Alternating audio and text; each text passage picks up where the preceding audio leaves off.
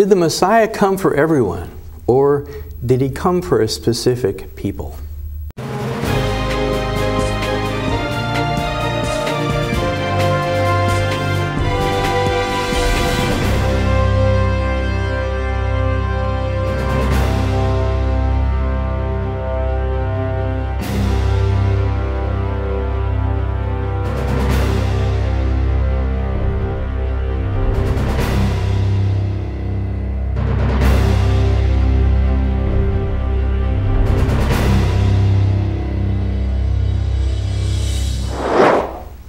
Welcome to Revealing the Truth. I'm John Fisher, and with me is David Brett. I asked the question in the beginning of our broadcast today, did the Messiah come for everyone, or did he come for a specific people? And the answer to that is yes. He did come for everyone in a sense, but he also came for a specific people, you might say. And let me start off by reading the words from the book of John in chapter 17, verses 6 through 9. And this is the Messiah speaking the day before he was executed. He's praying to the Father, and his words are, I have manifested your name, Yahweh, to the men whom you have given me out of the world. They were yours. So who is he talking about? He's talking about those who have been called, those who have been called to believe in the Messiah. They were yours. You gave them to me, and they have kept your word. Now, what word did they keep? Well, they kept the word of Yahweh. We should live by every word that proceeds from the mouth of Yahweh. Verse 7, now they have known that all things which you have given me are from you. For I have given to them the words which you have given me, and they have received them, and have known surely that I came forth from you, and they have believed that you sent me. I pray for them.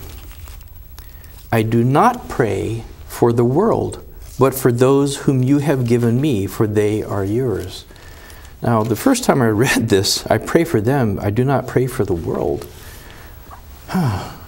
That confused me, but the scripture does say that, in fact the Messiah says, if you seek you will find, if you knock the door will be opened up unto you, if you ask you will be given an answer. So it is for everyone who is willing to worship the Elohim of Abraham, Isaac, and Jacob, Israel. And this begs the question, I mean, what is the name of the Elohim, of the God that you worship?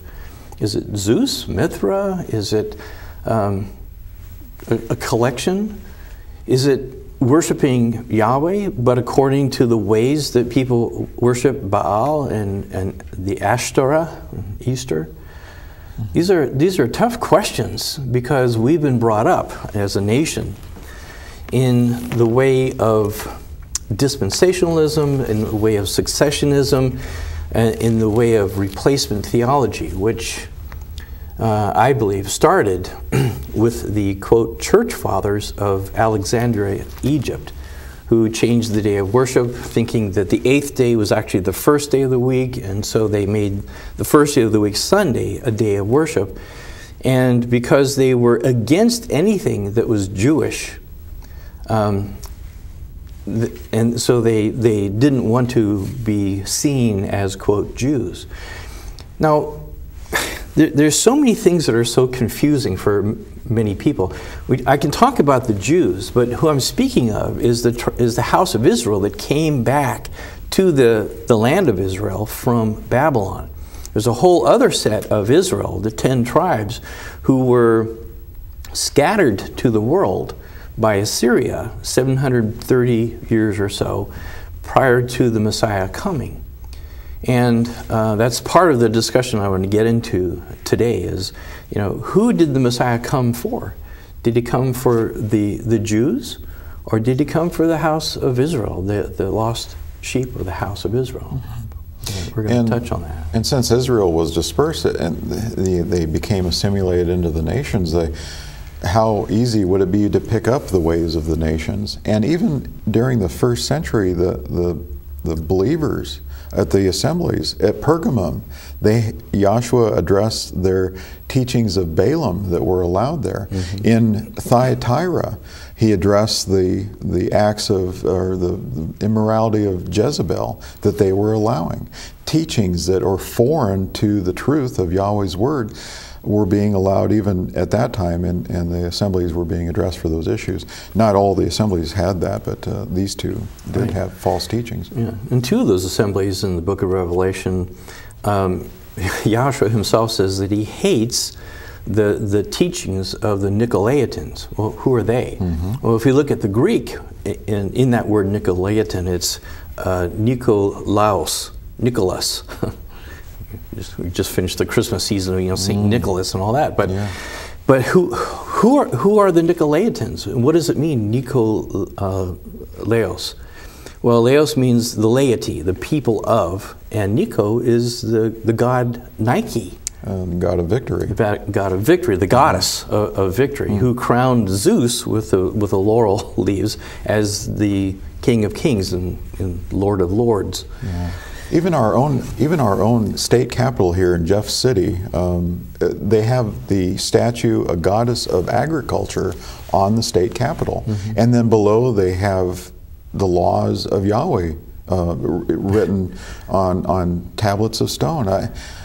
What a polytheistic society we live in. It's just a mix of pagan with true beliefs. Yeah, it's the sense of universality of the Catholic religion, and I'm speaking with the small c. But we're hoping to bring some clarity here about who the Messiah came for. Let me read from Matthew chapter 2, verse 6, which is a quote from the prophet Micah, chapter 5, verse 2. But you, Bethlehem, in the land of Judah, are not the least among the rulers of Judah, for out of you shall come a ruler who will shepherd my people Israel.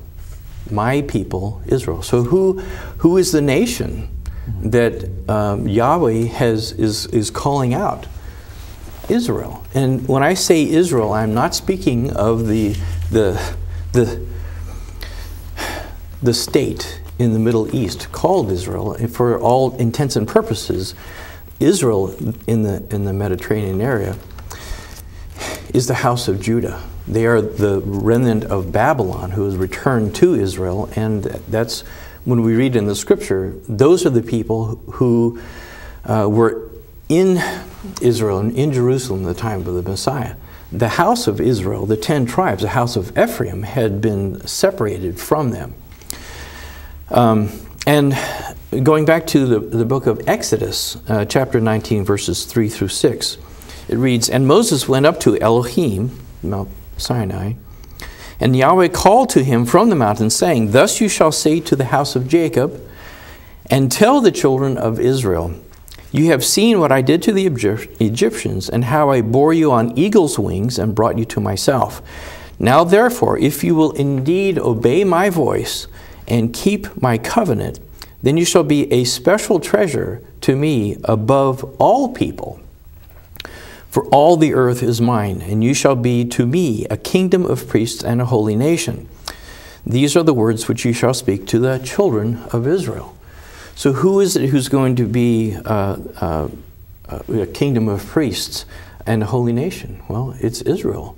And these are the same words that we see written in the book of Revelation, that there would be a kingly priest or a kingdom of kings and priests, however that's interpreted.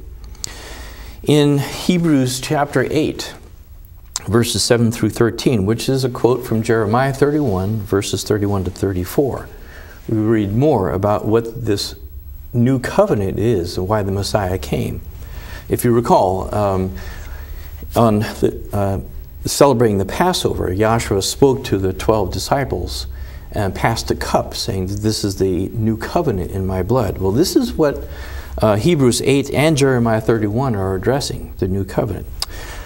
And it says, For if that first covenant, now what covenant was that? I believe it's speaking of the covenant that was made at Mount Sinai, when Yahweh said, If you will obey me, then I will protect you, essentially. I will bless you.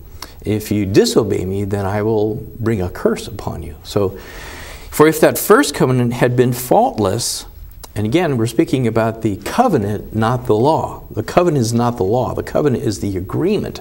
In that time, it was a bilateral agreement. I will do this if you will do that. For if that first covenant had been faultless, then no place would have been sought for a second. Because finding fault with them, who? The people. Israel. He says, behold, the days are coming, says Yahweh, when I will make a new covenant with the house of Israel and with the house of Judah. So, all Israel. Not according to the covenant that I made with their fathers, the bilateral one, in the day when I took them by the hand to lead them out of the land of Egypt, because they did not continue in my covenant, and I disregarded them, says Yahweh. For this is the covenant that I will make with the house of Israel after those days, says Yahweh. And the phrase, after those days, has not happened yet. After those days is a prophetic phrase pertaining to the time when the Messiah returns. After those days, says Yahweh, I will put my laws in their mind and write them on their hearts, and I will be their Elohim, and they shall be my people. None of them shall teach his neighbor, and none his brother, saying, Know Yahweh, for all shall know me. How is that? Well, he's putting his laws in our minds and our hearts. In our minds so that we know what the law is, and in our hearts so we have the will, the energy, the desire. And desire to be obedient. None of them shall teach his neighbor, and none his brother, saying, Know Yahweh, for all shall know me, from the least of them to the greatest of them. For I will be merciful to their unrighteousness, and their sins and their lawless deeds I will remember no more. In that he says, a new covenant, he has made the first obsolete. Now what is becoming obsolete and growing old is ready to vanish away. What is becoming obsolete? What is vanishing away? The law of Yahweh? No. The law is forever. What is vanishing away is that first covenant, the bilateral agreement. If you do this, I will do that. That is vanishing away. But what did the Messiah bring? He brought the new covenant, the law being put into our minds and our hearts.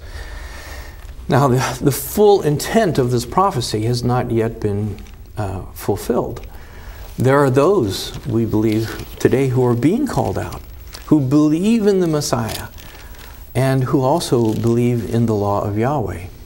And this is, in effect, a picture of what is going to happen when Yahweh brings the house of Judah and the house of Israel. Those who essentially worship the word, the written word of Yahweh, and those who worship the living word of Yahweh, Yahshua himself. This is going to happen, we believe, when the Messiah returns. When the Messiah returns, there's going to be calamity for those who have not gone through the tribulation and realized what has been happening. But more on this when you come back.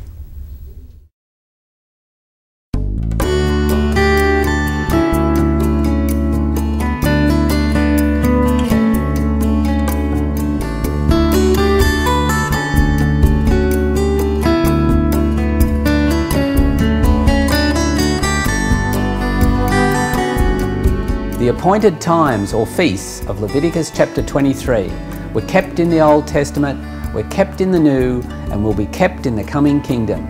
The question is, why would we not keep them now? To learn more, request your free in-depth study entitled Biblical Holy Days. Write to YAIY 2963 County Road 233, Kingdom City, Missouri 65262, or visit online at yaiy.org. You may also call toll-free 1-877-642-4101. So who did the Messiah come for? Well, the Messiah has come for everyone who is willing to be obedient to the will of Yahweh. But specifically, that makes anyone who's willing to worship Yahweh, the Elohim of Abraham, Isaac, and Jacob, Israel, as a member, a body of the nation of Israel. Yeah, through Messiah, I mean, we ultimately become spiritual Israelites. And Yahshua being our elder brother, who is a Jew, part of the family of Israel. Yeah, and when I hear people say that he was a Jew, in my mind, I'm not thinking of someone who follows the tenets of Judaism, but he's of the tribe of Judah for sure. Lineage. Yeah. But you know, it was the Pharisees who were basically of Judaism, and he chastised them. Why? Because they invoked laws that covered up the law of Yahweh. The Messiah did not come to do away with the law. He did not die and therefore fulfill everything. That's a misquote from Matthew 5, where he says, don't think that I've come to destroy the law and the prophets. I have not come to destroy, but to, in the word there's fulfill, which is the Greek word plerou, which means to validate. What's the opposite of destroy? To build up. Okay, he did not come to destroy, but to build up. Then he says, not one jot or tittle will be taken from the law until all is fulfilled. And that word there is a completely different Greek word. It's genumai, which does mean to end. So he did not come to destroy the law of the prophets, but to build up the law. Yeah. And then when he started talking, he talked about what we understand as walking on higher ground with the Spirit, worshiping in spirit and in truth, which is exactly what Yahweh is looking for today as the Messiah talked to the woman at the well in John chapter 4. All right. I have another question for you, and that is, who did the Messiah send his disciples to? And when I ask people this question, most responses to everyone. Well, in a sense, he is sending everyone to the ends of the earth. But who are they looking for? Well, in Matthew 10, verses 1 through 7, we see the answer.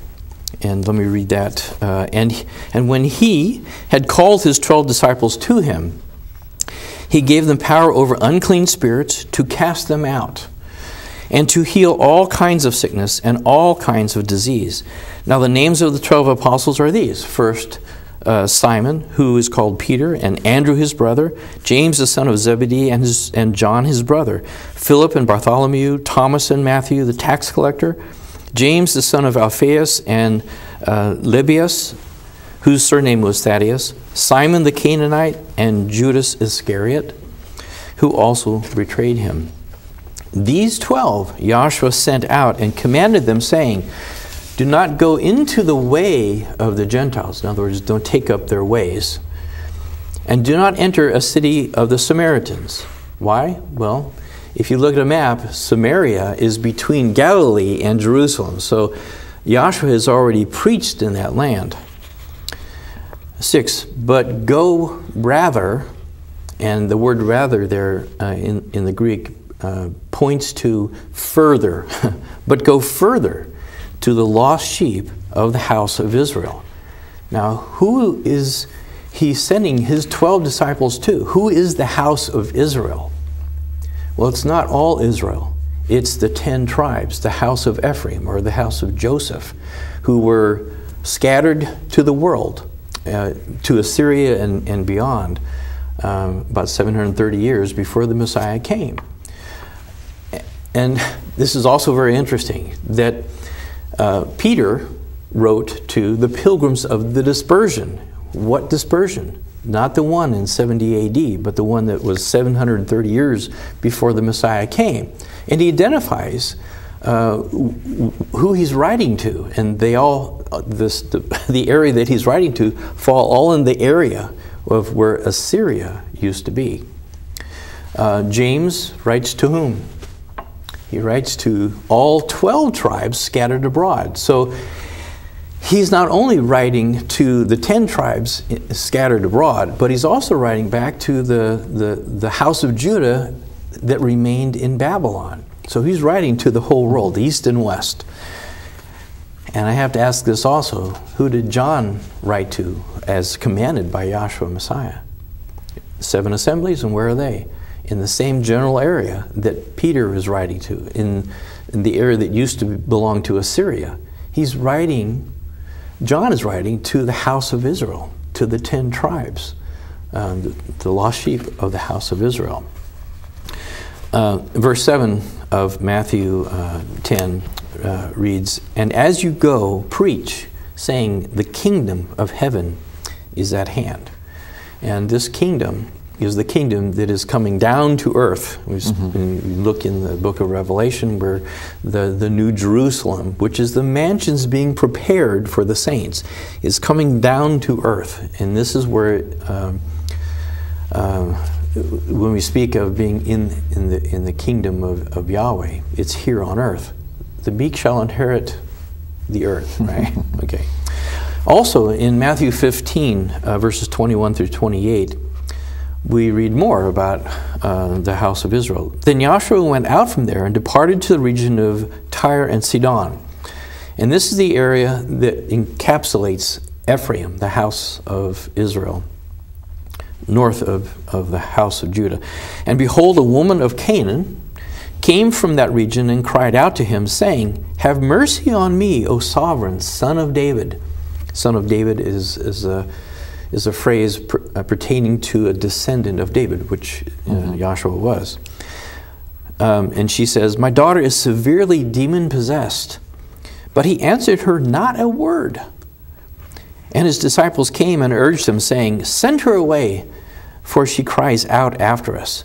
Now, it sounds kind of heartless. Why would Yahshua not want to heal someone, even if they came from Canaan?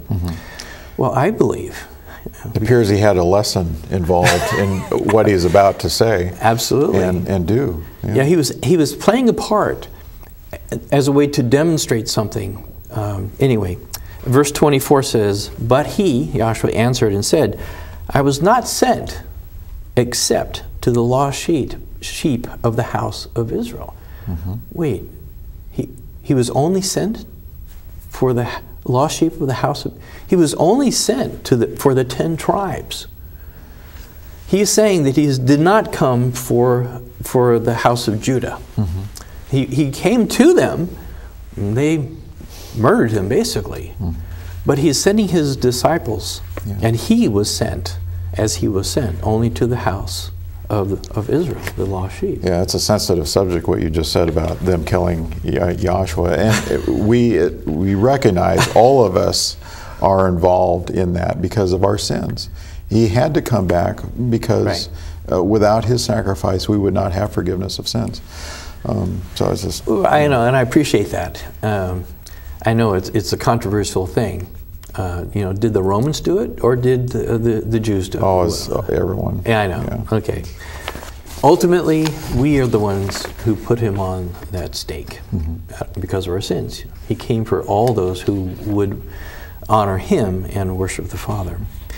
Verse 25 of Matthew 15. "Then she came," this woman from Canaan, after he had said, "Well, I've only come for the lost sheep of the house of Israel." Then she came and worshipped him, saying, "Master, help me." But he answered and said, "It is not good to take the children's bread," the children of Israel, "and throw it to the little dogs." Wow, what an insult. And she said, "Yes, Master, yet even the little dogs eat the crumbs which fall from the master's table." Then Yahshua answered and said to her, "O woman, great is your faith. Let it be to you as you desire." And her daughter was healed from that very hour. Now, what do you suppose those who were surrounding him at this time felt or thought about themselves? Because they were trying to get him to say, go away. And he played that part for a while. Was she of the lost sheep of the house of Israel? No, evidently not. Well, she's from Canaan. Oh. Yeah, that's what it says. She was of... So he's demonstrating in the same words, "I've only come for the lost sheep of the house of Israel." She was of the lost sheep of the house of Israel. But she considered herself a... Well, she knew who he was. Okay. Son of David. Wow. He had gone to Samaria and preached to them there about who he was, the woman at the well. And so it's, where are the lost sheep of the house of Israel today? Right here. We're scattered to the world. We don't pay attention to bloodline so much, I mean, or even at all, because it doesn't matter.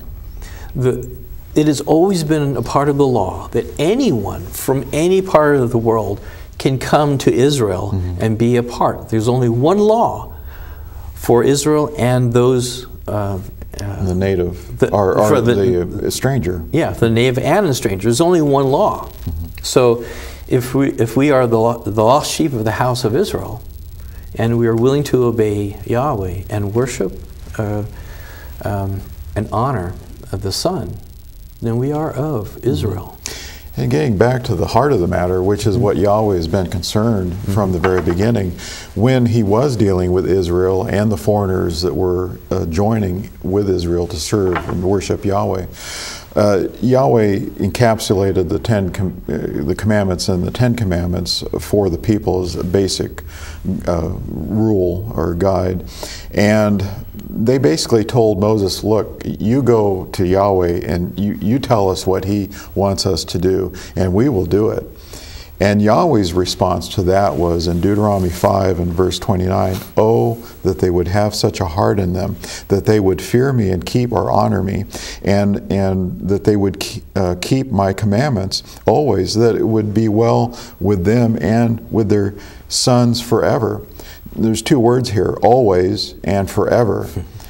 The idea that Yahweh's will has changed is ludicrous, because ultimately he has wanted obedience from the very beginning, from the heart. And this is what we understand today, that what we're doing is a lifestyle because we love the Father. And we want you to love the Father as well, according to the way he tells us to love him. Exactly.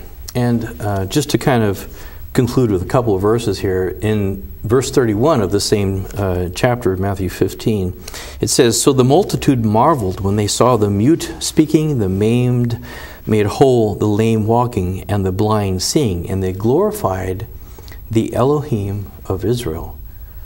One more verse. And this is when he was on the stake.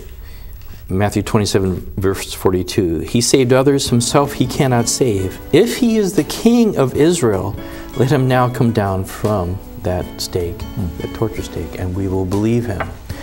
And so, who is the Elohim of Israel? Who is the King of Israel? It is none other than Yahshua Messiah. And he has come for all those who are of the house of Israel, the whole house of Israel, worshiping Yahweh according to his will.